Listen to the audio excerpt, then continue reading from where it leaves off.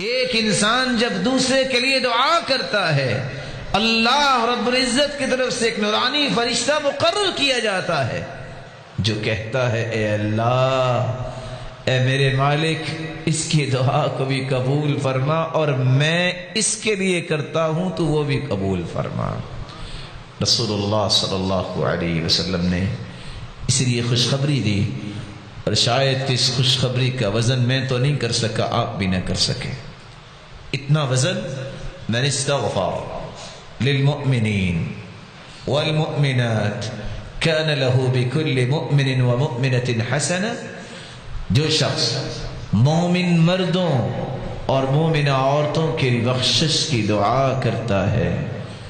الفاظ دیکھیے تین ہیں، اللہم اغفر للمؤمنین والمؤمنات، سیکنڈ بھی 3 سے 5 لگتے ہیں، لیکن نیکیاں کتنی ملتی ہیں؟ كان له بكل مؤمن ومؤمنة حسنة، کائنات میں جتنے مومن مرد ہوتے ہیں، جتنی مومنہ عورتیں ہوتی ہیں، ذرا سوچئے آدم علیہ السلام سے لے کر آج تک کتنے مومن مرد اور عورتیں آئیں، اتنی تعداد میں اللہ رب العزت اس کے نام اعمال میں نیکیاں لکھوا دیتے ہیں۔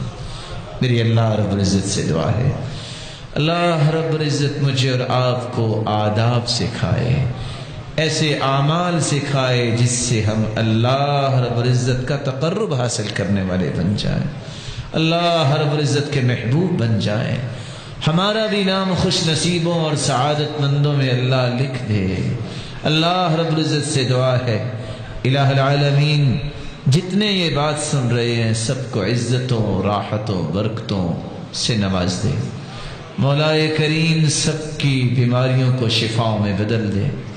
کسی مصیبت میں ہے اے اللہ، ان کی مصیبتوں کو خوشیاں بنا دے، بے روزگار کو تمنگر بنا دے، مالدار کے مال میں برکت فرما دے، اور فتنوں اور آزمائشوں سے بچا، مقروض کے غیبی خزانوں سے مدد فرما، صاحب اولاد کی اولاد کو نیک بنا، دست و بازو بنا، اور آنکھوں کی ٹھنڈک بنا، اور صدقہ جاریہ بنا، اور جب بے اولاد ہیں ان کی جولیوں کو بار رونق بنا۔ الہ العالمین جس طرح آج تیرے گھر میں جمع ہیں سب کو جنت الفردوس میں جمع فرما۔